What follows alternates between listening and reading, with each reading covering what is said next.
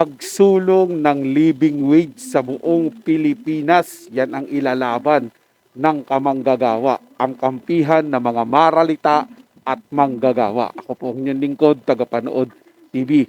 Isang mabiyaya at masaganang araw po sa ating lahat. Welcome back po dito sa ating YouTube channel at Facebook page. At muli po akong nagpapasalamat sa inyong walang sawang suporta at pagtangkilik po dito sa ating channel. At kung kayo bago lang po na napadaan dito sa ating channel, huwag niyo po sanang kalimutan na mag-subscribe. Hit nyo na rin po notification bell para lagi po kayong updated sa mga bago pang video na ating ilalabas.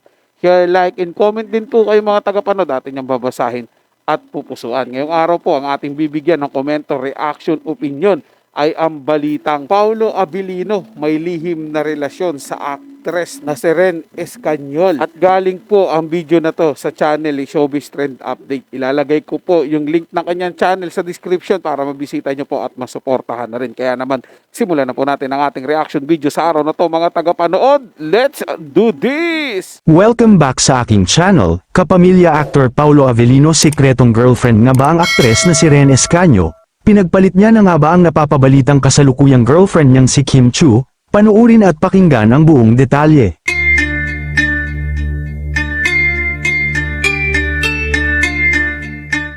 Muli na naman nag-trending sa social media ang kapamilya actor na si Paulo Abilino dahil sa iniuugnay sa kanya na bago niyang girlfriend ngayon na si Ren Escanya.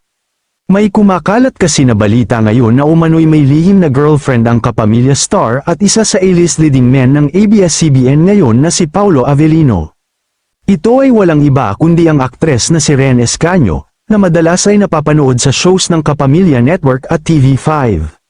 Sa panayam kamakailan ng ilang media people kay Aster Amoyo, talent manager ni Ren, na naitampok din sa social media pages ng ilang lokal na pahayagan, itinanggi niyang may kaugnayan ang alaga kay Paulo at hindi rin niya alam kung paano nagsimula ang ganitong intriga. Pumalag si Aster sa pagkakalink ng alaga kay Paulo dahil nababash ito ng fans ng Kim Pao, ang tambalan nina Paulo at Kim Chu na nagsimula sa matagumpay na seryeng Linlang, na nagtuloy-tuloy sa Philippine adaptation ng What's Wrong with Secretary Kim.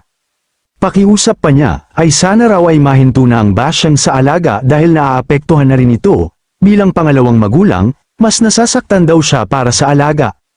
Ikinapagtataka rin ni Aster kung bakit nauugnay ang alaga kay Paulo dahil wala raw siyang natatandaang nagkasama ang dalawa sa proyekto, at hindi rin umano close o malapit ang dalawa. Pero ayon naman sa iba pang pahayagan, ay palihim umanong nagkikita si Paulo Abilino at Ren Escanio, pero hindi pa kumpirmado kung may namamagitan sa kanila. Pero ayon naman sa mga showbiz insider, ay may posibilidad na may namamagitan sa dalawa. At nag-iingat lang sila, dahil baka kuyugin sila ng bash ng Kim Pao lalo na ngayon na napapabalitang girlfriend ngayon ni Kim Chu si Paulo Abilino. Samantala, pakiusap naman ng kampo ni Ren, sana raw ay huwag nang i-bash ang kanilang alaga dahil below the belt na ang mga natatanggap nitong hate comments mula sa netizens, lalong-lalo na si fans ng Kim Pao. Kayo mga ka-showbiz, anong masasabi nyo sa ating showbiz topic ngayon? Kung may opinion kayo ay magkomento lang kayo sa aking comment section. At syempre kung bago pa lang kayo sa aking channel ay mag-subscribe na kayo para lagi kayong updated sa mga showbiz trends na ina-upload ko. Maraming salamat po. Iba po talaga ang showbiz mga tagapanood. Masalimuot po. Ang dami po talagang mga pangyayari na minsan hindi po natin alam kung talagang totoo ba o hindi. Kasi kung pagbabasihan natin yung sinasabi rito na mayroong ibang relasyon si Paulo Abilino doon po sa ibang actress, 'di ba? Pero pag nakita mo naman po sila Kim Chu at saka siya po, 'di ba? Okay naman po yung samahan nila. Sa bagay, hindi pa po sila mga tagapanood. Baka nga po may posibilidad na ito talaga yung kanyang nililigawan at yung kila Kim Chu purong trabaho lang po talaga. Well, makakasagot nga po niyan, sila lang po talaga mga tagapanood, di ba? Kasi alam naman po natin, pagdating sa showbiz, magkasama lang kayo, nakita lang, naispatan lang kayo ng mga tao na magkasama. Di ba? Lalo na parehas kayong walang jowa. Kahit minsan nga may jowa, mga tagapanood sabihin, magkarelasyon yung dalawa na yan. Lalo na nag-uusap kayo sa isang kainan, sa isang bar. Mga ganun po yung mga tagapanood. Wala po yung ligtas sa mga marites at musang na nag-aabang po ng mga ibabalita nila sa showbiz. Kaya tayo mga audience, responsibilidad din po natin na alamin yung totoo. 'Di ba? Mag-research din po tayo para hindi po tayo naloloko ng basta-basta.